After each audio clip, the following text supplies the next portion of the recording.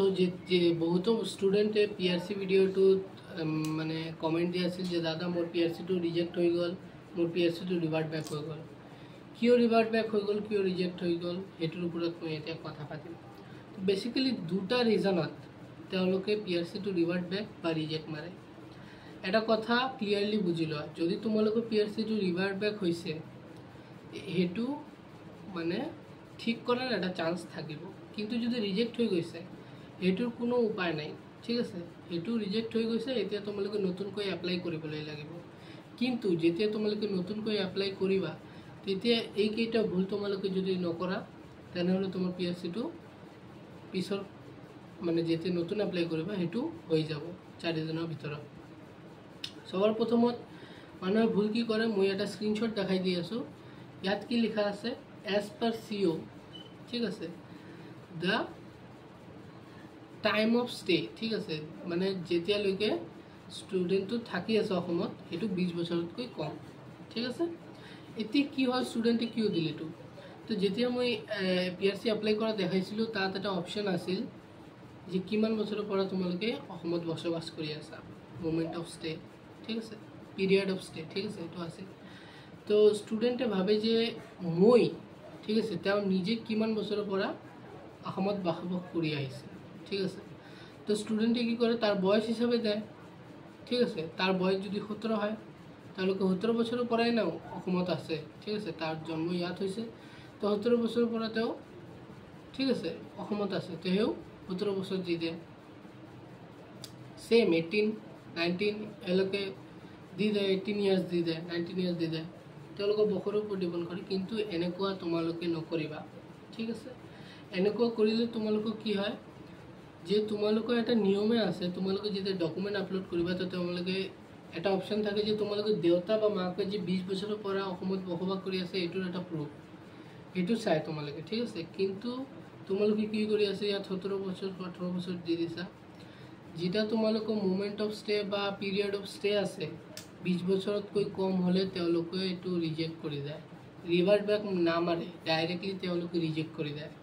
ঠিক আছে, তোমালোকে এটা কাম কৰিবা, যেতিয়া তোমালোকে এপ্লাই কৰিবা 20 বছৰতকৈ কম দিবই নালাগে, যিয়ে নহওক তোমালোকৰ বয়স।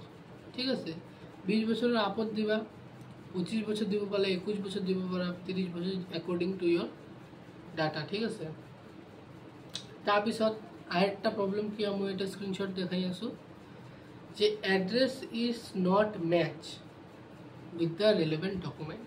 এতিয়া চোৱা ইয়াত কি হয়, যেতিয়া তোমালোকে PRCটো এপ্লাই কৰিবলৈ যোৱা তাত এটা এড্ৰেছ ছেকশ্যনত এটা অপশ্যন থাকিব হাউচ নাম্বাৰ বা ফ্লেট নাম্বাৰ। ঠিক আছে, তাত তোমালোকে হাউচ নাম্বাৰটো দি দিয়া চিম্পলি।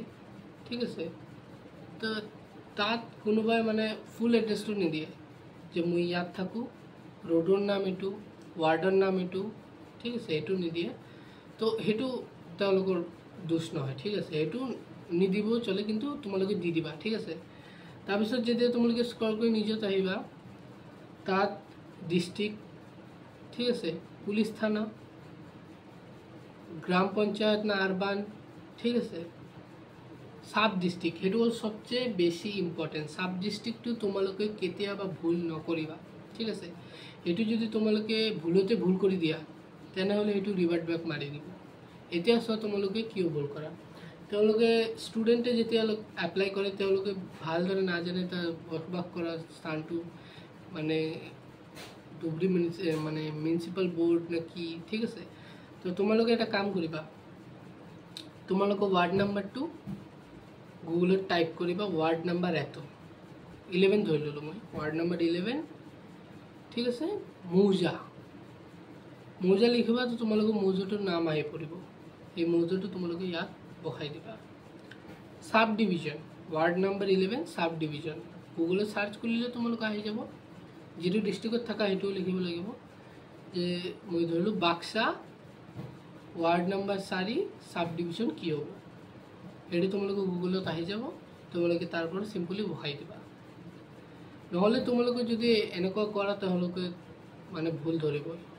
আৰু ঠিক আছে, তোমালোকে চোৱা যেতিয়া তোমালোকে সাব ডিভিজনত যাবা তেতিয়া তোমালোকে অপশ্যন দেখিবলৈ পাবা। ঠিক আছে, যেনেকুৱা মই এটা এক্সাম্পল লিখিছোঁ ধুবুৰী MB, ধুবুৰী পাৰ্ট 1, আইৰণ জগলা, এনেকৈ বহুত মানে গাঁও পঞ্চায়ত বা মানে এৰিয়াৰ এটা আহিব অপশ্যনটো। তাত যদি তোমালোকৰ নাথাকে তোমালোকে কি কৰিবা? তাত যদি তোমালোকৰ এৰিয়াৰ অপশ্যনটোৱে নাথাকে তোমালোকে কি কৰিবা? চোৱা মই কৈ আছোঁ, তাত তোমালোকে সবাৰ ওপৰত এটা অপশ্যন দেখিবলৈ পাবা আদাৰ্ছ। তাত যদি তোমালোকে ক্লিক কৰা সাইডত এটা অপশ্যন আহি যাব সেম সাব ডিভিজন। তাত তোমালোকে লিখিবলৈ লাগিব যে তোমালোকৰ এৰিয়াটোৰ নাম কি। ৱাৰ্ড নম্বৰ 4 আইৰণ জগলা এক্সাম্পল মই হিচাপত কৈ আছোঁ, কমা তোমালোকৰ ডিষ্ট্ৰিক্টৰ নাম। সেইটো যদি তোমালোকে দি দিয়া কোনেও তোমালোকৰ PRCটো ৰিভাৰ্ট বেক কৰিবই নোৱাৰে। এতিয়া এই দুটা ভুলটো তোমালোকে নকৰিবা। এতিয়া চোৱা আৰু এটা ভুল কৰে, ঠিক আছে? আৰু এটা ভুল কি কৰে, তেওঁলোকে ফ্ল্যাট নম্বৰ জেগা ফ্ল্যাট নম্বৰ দি থৈ যায়। তোমালোকে এৰিয়াটোৰ নাম দি দিবা বা ৱাৰ্ড নম্বৰটো দি দিবা, ঠিক আছে? এতিয়াও চোৱা তিনিটা মিষ্টেক হৈ গ'ল। এতিয়া তোমালোকে যদি ৰিভাৰ্ট বেক মাৰি যায়, যদি ৰিজেক্ট মাৰিলে তেনেহ'লেতো তোমালোকে নতুনকৈ এপ্লাই কৰিবলৈ লাগিব। এতিয়া যদি তোমালোকে ৰিভাৰ্ট বেক মাৰে তেতিয়া তোমালোকে কি কৰিবা? তেতিয়া তোমালোকে এটা মানে তাত কাৰেকশ্যন কৰাৰ এটা চান্স আছে। তো সেইটো মই এই ভিডিঅ'ত দেখাই দি আছোঁ কম্পিউটাৰ স্ক্ৰীনত, ঠিক আছে? তোমালোকে ফুল ভিডিঅ'টো চাব। সো ৰিভাৰ্ট বেক মাৰা চাৰ্টিফিকেটটো তোমালোকে ৰিএপ্লাই কৰিব লাগিব। তাৰ বাবে তোমালোকে সেৱা সেতুত লগইন কৰি ল'বা। লগইন কৰাৰ পাছত তোমালোকে ইয়াত চোৱা মাই এপ্লিকেশ্যন এটা আছে, ঠিক আছে?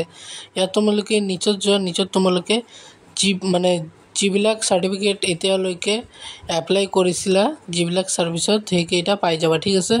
মই ইয়াত বহুতো কেইটাত এপ্লাই কৰিছিলোঁ, ঠিক আছে? ইয়াত খাজনা আছে, ইনকম চাৰ্টিফিকেট আছে, কাষ্ট চাৰ্টিফিকেট আছে, বহুতো পাই যাবা। ইয়াত চোৱা তিনিটা অপশ্যন আহিব পাৰে, ঠিক আছে? Track progress, view acknowledgement, download. যিবিলাক হৈ গৈছে তেওঁবিলাক ডাউনলোড আহিব, কিন্তু ইয়াত চোৱা এটা ৰিপ্লাই কিউৰি আহি আছে, ঠিক আছে? একটা ৰেড মাৰ্কৰ এটা অপশ্যন আহিব ৰিপ্লাই কিউৰি, দুটাত আহি আছে। এটাত মই তোমালোকক দেখাই দিছোঁ ৰিপ্লাই কিউৰি। ইয়াত চোৱা ৰিপ্লাই কিউৰি দেখা আছে, মানে তোমাৰ চাৰ্টিফিকেটটো এপ্লাই কৰোঁতে ইয়াত তোমালোকে কিছুবা প্ৰব্লেম হৈছে, সেইটোৰ এটা চিম্বল, ঠিক আছে? তোমালোকে নিজে গৈ চেক কৰিব লাগিব। তোমালোকে যদি ষ্টেটাছ চেক কৰা তাত তোমালোকে দেখিবলৈ নাপাবা। তোমালোকে কেনেকৈ গম পাবা কিছু মানে ভুল আছে? তোমালোকে ইয়াত আহি চেক কৰিব লাগিব। তো ৰিপ্লাই কিউৰি ক্লিক কৰাৰ পাছত ইয়াত চোৱা কি কিউৰিটো হৈছে, ঠিক আছে? ইয়াত চোৱা ৱেইটিং, ইয়াত চোৱা এটা দেখাই দিছে যে কিবা এইটো মই লাট মণ্টলে ৰিজেক্ট কৰিছে, ঠিক আছে? এইটোত খাজনাৰ ৰেচিপ্টটো দিয়া নাই, ঠিক আছে? খাজনাৰ ৰেচিপ্টটো ভালদৰে দিয়া নাই। আৰ ইনকম ৰেচন কাৰ্ড তো কিবা কিবি ভুল হৈছে। ইয়াত ডকুমেণ্ট আপলোড কৰিব লাগিব, ঠিক আছে? আপডেট কৰিব লাগিব। তো এতিয়া ৰিভাৰ্ট বেক মাৰি দিছে। তো এইটো সংশোধন কৰিবলৈ মই তোমালোকক ইয়াত চোৱা এটা ক্লিক হেয়াৰ আছে, ৱেইটিং ফৰ এপ্লিকেণ্টছ ৰেছপণ্ড। তো ক্লিক হেয়াৰত তোমালোকে ক্লিক কৰি দিবা, ঠিক আছে? ইয়াত ক্লিক কৰাৰ লগে লগে তোমালোকে এপ্লিকেশ্যনটো মানে এডিট কৰিবলৈ পাবা। তোমালোকে যদি ভুল চুক হৈ থাকে শুধৰণ কৰিবলৈ পাবা। ইয়াত তোমালোকৰ সম্পূৰ্ণ এপ্লিকেশ্যনটো আহি যাব, কিন্তু য'ত তুমি ভুল কৰিছা ততে তুমি এডিট কৰিবলৈ পাবা, বাকী সব তোমালোকৰ লক হৈ থাকিব, ঠিক আছে? তোমালোকে বুজি যাবা কি ভুলটো হৈছে। মোৰ ইয়াত এটা ডকুমেণ্ট আপডেট দিয়া নাই, সেইটো মই দি দিছোঁ। তাৰপিছত তোমালোকক দেখাই আছোঁ, চোৱা ডকুমেণ্ট আপডেটটো দি দিলোঁ। ইয়াত যিমানবিলাক ডিটেইল যেটো আপডেট হৈ নাথাকে, ঠিক আছে, তাতো তোমালোকে এডিট কৰিবলৈ পাবা, ঠিক আছে? ইয়াত চোৱা ডকুমেণ্টটো আপলোড দিয়াৰ পাছত তোমালোকে নিচত আহিবা। আৰু যদি কোনো ডকুমেণ্টত তোমালোকে সন্দেহ হৈ থাকে বা তোমালোকৰ লিখা থাকে এই ডকুমেণ্টটো দি দিবা। বাকী কোনো ডকুমেণ্টত তোমালোকে মানে ছেৰখানি নকৰিবা, ঠিক আছে? তাৰপিছত চোৱা ইয়াত তোমালোকে নিচত আহিবা, নিচত সব ডকুমেণ্ট দেখিবলৈ পাবা। ইয়াত তোমালোকে প্ৰচেছিং হিষ্ট্ৰীও দেখিবলৈ পাবা, ঠিক আছে? প্ৰচেছিং হিষ্ট্ৰী ইয়াত দেখাই দিব যে ক'ত কি হ'ল, ক'ত গৈছে, ক'ত ই হৈছে, ঠিক আছে? তো ইয়াত তোমালোকে ছাবমিটত গৈ য়েছ চিয়'ৰ কৰি দিবা। কৰাৰ পিছত তোমালোকে সেইটো আৰু এটা ফৰ্মটো আহি যাব, তোমালোকে সেইটো দেখি ল'বা ভালদৰে, প্ৰিণ্ট কৰি ডাউনলোডত ক্লিক কৰি দিবা, ঠিক আছে? এইটো কি হৈছে ছাকচেছফুল ইয়ৰ এপ্লিকেশ্যন, মানে এতিয়া তোমালোকৰ সেইটো ৰিছাবমিট হৈ গৈছে, ঠিক আছে? ৰিছাবমিট হৈ গৈছে। এতিয়া তেওঁলোকে দেখিব যদি তোমালোকে শুধৰণি কৰিছা তাহলে এপ্ৰুভ হৈ যাব। এতিয়া তোমালোকে যদি ফেচবুকত এই ভিডিঅ'টো দেখি আছা তোমালোকে শ্বেয়াৰ কৰিবা, আৰু যদি ইউটিউবত দেখি আছা চেনেলটো ছাবস্ক্ৰাইব কৰিবা আৰু এটা লাইক কৰিবা। এনেকুৱা ভিডিঅ' পাবে চকিল।